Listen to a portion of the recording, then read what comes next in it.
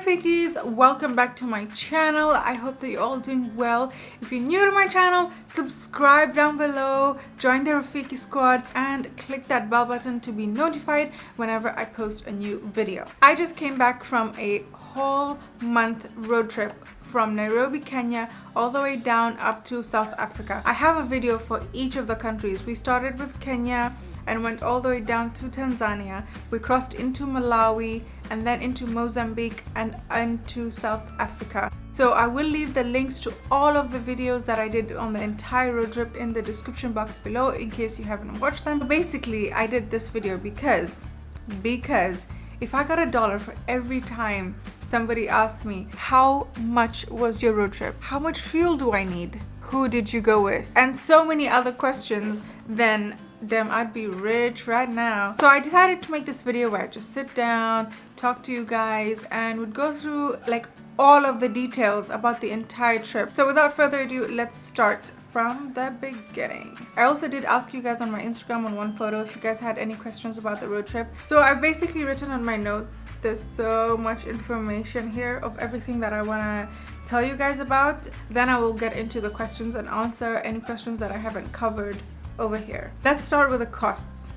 Okay, the costs. Now I want to say that a lot of the cost really depends. It is highly dependable on the roads that you take, how long you stay in each country, if you drive all just straight through, if you stop in each country and explore that country, etc, etc. It highly depends on, you know, the duration of your stay. From Nairobi, Kenya up to South Africa, it took us 5,700 kilometers, and for the entire trip, 5,700 kilometers, we spent on one car $800 for fuel.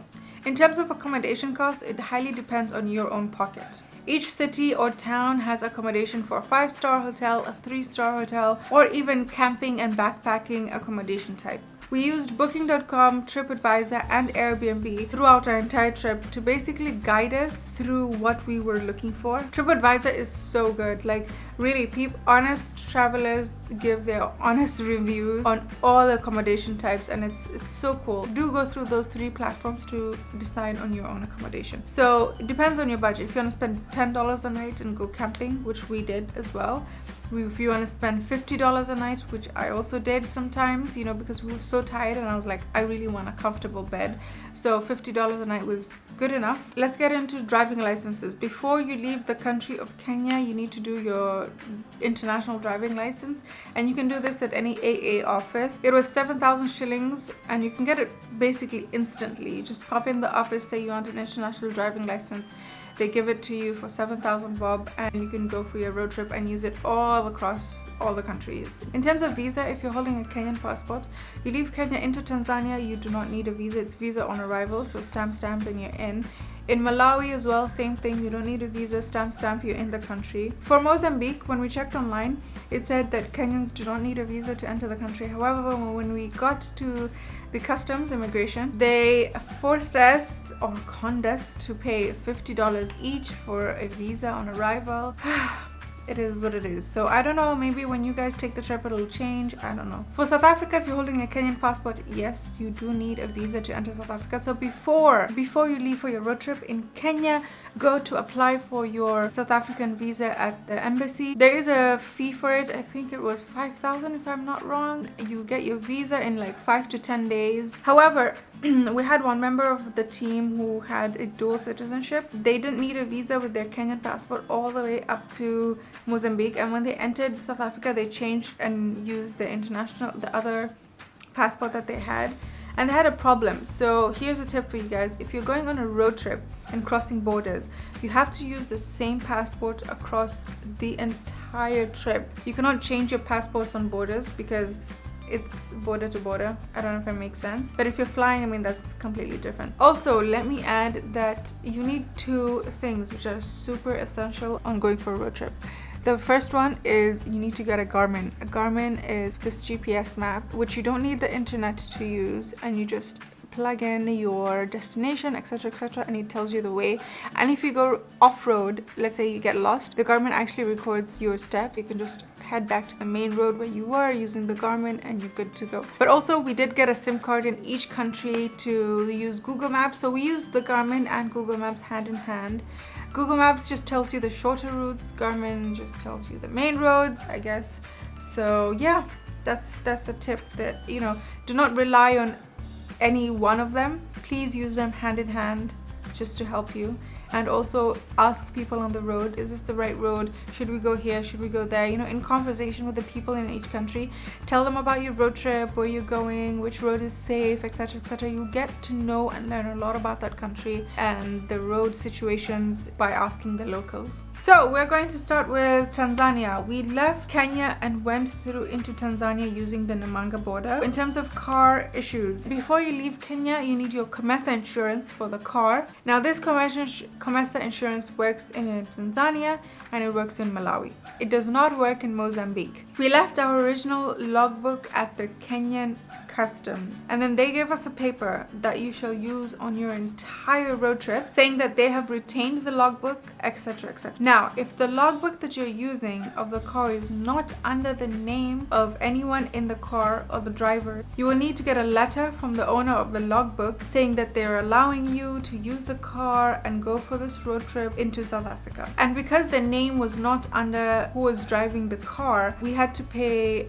$20 to allow us to pass. Then we went over to the Tanzanian customs and we got a temporary permit for the car to use on the road in Tanzania. And this temporary permit you give back to the customs when you're exiting the border Tanzania into Malawi. It's kind of like a visa for your car. Guys, the roads in Tanzania were so perfect.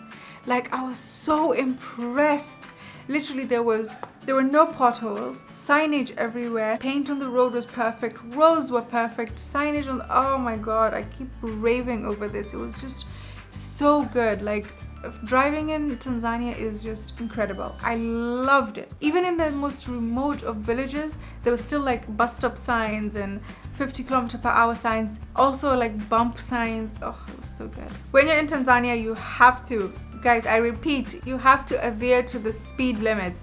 If it tells you go 50km/h, slow down and go 50km/h, because there are cops everywhere and they have those cameras which capture your speed, and well, you will be broke by the time you exit Tanzania if you just do not adhere to the speed limits. We literally got caught so many times because we're like, oh, it's nighttime, they won't be around, they'll be asleep.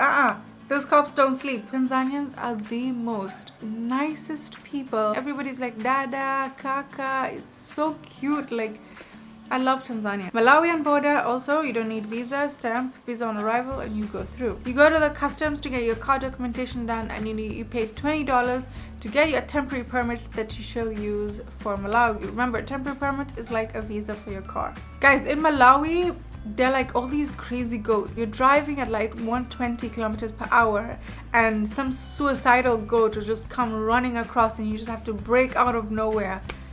Whew. I wish I caught one of those in camera, you know? Roads in Malawi were pretty good.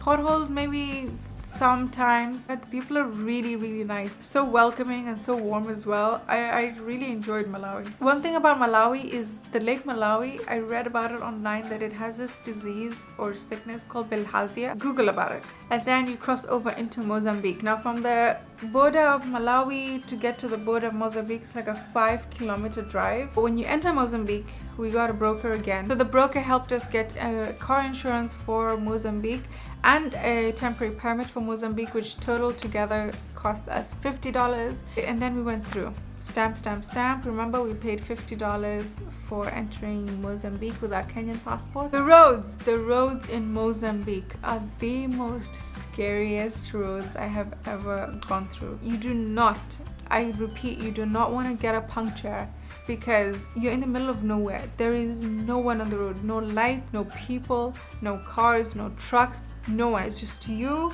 and your potholes driving through. And so just don't drive at night. Mozambique into South Africa was so swift. In South Africa, when you go to customs, you do not even need a car insurance. They didn't ask for it. The temporary permit was free, so we didn't pay anything. And here's the difference. The temporary permit to enter South Africa was 6 months. So we could keep our car in South Africa for 6 months. For Tanzania, Malawi, Mozambique was only for 1 month. So after 1 month, you had to get out of there. So that's all the information. Now we're going to go through all the questions that you guys had for me. Wow, there are like over 160 comments. How much does it cost and where can I inquire for such a road trip? This was a self-planned road trip. We didn't go with any tour company. No tour operator planned it for us. It was personal cars. We were 2 cars and 7 people total in the cars. You only saw me the entire trip because, and so many of you guys were asking me, you know, when I travel with people, I tend to ask them first, are you open to being on camera? And so the people that I was traveling with were friends and family, and they wanted to keep their privacy. And so that's why you didn't see anybody, and it looked like I was on this road trip alone, but I wasn't. There was 7 other people with me. Cassiope asked, what has been your favorite part of the adventure so far? So I've finished my trip, and my favorite part was, I love South Africa. Cape Town was so much fun. Guys, if you haven't watched my Cape Town vlog, please go watch it. There's so much to do there. I loved it.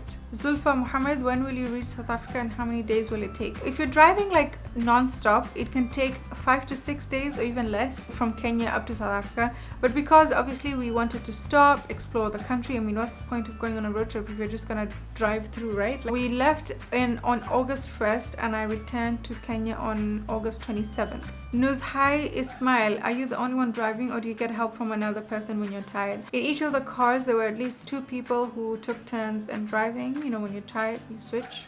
There's so many questions on visa, budget, etc. I have already answered those earlier on this video. Mamu, how much of planning was involved and are you driving back? A lot of the planning was done by my friends. The planning was mostly the road, like which route should we do. We never planned on accommodation. We never pre-booked anything. We just went with the flow the entire time. So if we were tired, we're like, okay, we want to stop in this town. We'd go on bookings.com or TripAdvisor and look for accommodation and just crash. Are you driving back? No, I did not drive back. I flew back to Kenya from Cape Town. I know a lot of you will be asking, then what happened with the car? The owners of the car basically flew in their drivers into South Africa, and what they'll do is the drivers will now drive the car back to Kenya straight.